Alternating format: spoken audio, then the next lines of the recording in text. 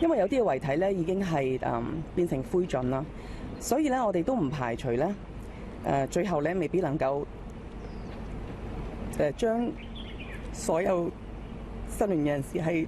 帶翻出嚟嘅。Sorry。宏昌篤角係第一等大樓咧係起火嘅，亦都係較遲熄滅嘅，所以喺入邊嘅環境係非常非常之惡劣，滿目瘡痍，有部分嘅遺體咧係殘缺不全，甚至係燒成一啲灰燼。希望盡量可以揾得翻啲遺體，又或者係能夠辨識到佢哋嘅物品，令到佢哋有翻一個名字，能夠俾屋企人同佢哋做一個最後嘅道別。